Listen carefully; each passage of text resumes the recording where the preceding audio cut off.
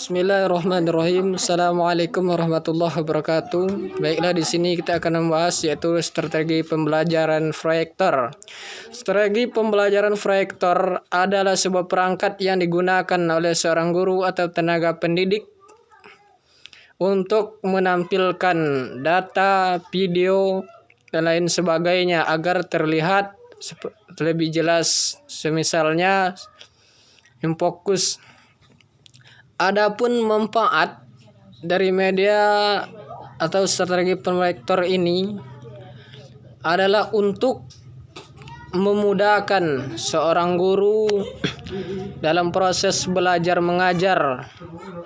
Contohnya ketika kita belajar tentang tata cara sholat, maka di situ ditampilkan di layar atau di fokus bagaimana tata cara pelaksanaan sholat. Maka dengan begitu para murid sangat mudah dalam memahami atau bisa melihat secara jelas apa yang sedang ditampilkan di layar.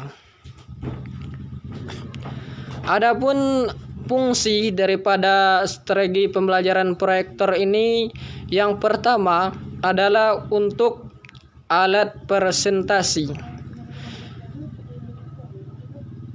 Untuk memaparkan presentasi akan membuat penjelasan menjadi lebih mudah dan lebih alternatif. Gambar ataupun animasi yang ditampilkan akan terlihat lebih jelas.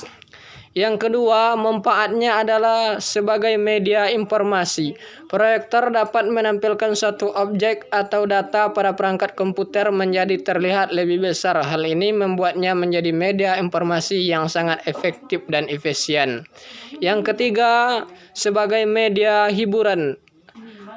Proyektor sebagai media hiburan dapat memberikan keuntungan tersendiri karena bisa digunakan sebagai media hiburan. Misalnya menonton video dalam ukuran yang lebih besar layaknya di bioskop. Adapun cara kerja proyektor seperti pada pengertian proyektor di mana fungsinya untuk menampilkan gambar dari komputer ke layar. Maka secara singkat, cara kerja proyektor itu berdasarkan prinsip pembiasaan cahaya, di mana cahaya tersebut dapat dihasilkan dari 3 panel LCD yang dipisahkan berdasarkan 3 warna dasar seperti red, green, dan blue seperti yang sudah disebutkan. Jenis-jenis proyektor. Yang pertama, proyektor digital. Proyektor ini dapat berkonferensi data dalam bentuk gambar secara langsung dari TVC ke layar dengan sistem lensa. Yang kedua, proyektor LCD, jenis proyektor yang lebih modern yang dikembangkan dari pendahulunya. Yang ketiga, proyektor RCT, digunakan pada mesin TV konvensional pada beberapa dekade terakhir dengan memanfaatkan proyektor berbentuk tabung gambar.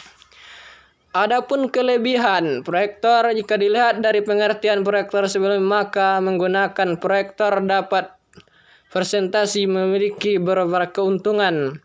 Pertama, mudah untuk dioperasikan meskipun proyektor LCD tergolong baru.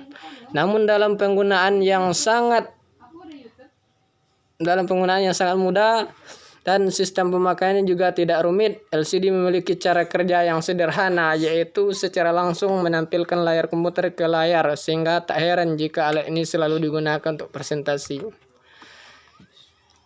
Yang kedua, materi tersampaikan dengan jelas. Dengan menggunakan proyektor LCD, maka materi yang disampaikan dapat mudah tersampaikan kepada audiens. Apalagi jika materi presentasi membutuhkan ilustrasi gambar atau video, maka menggunakan proyektor bisa memudahkan presentasi.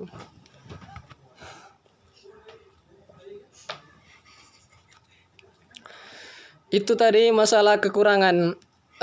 Sekarang itu kelebihan. Adapun kekurangan daripada strategi proyektor, selain memiliki kelebihan, penggunaan proyektor juga terdapat kekurangan. Adapun beberapa kekurangan media proyektor ini Yang pertama, harga proyektor biasanya mahal. Beberapa jenis proyektor memiliki pengaturan yang rumit. Penggunaan proyektor menambah biaya listrik. Penyetor menghasilkan radiasi cukup tinggi. Biaya perbaikan proyektor biasanya mahal karena spare part-nya masih jarang.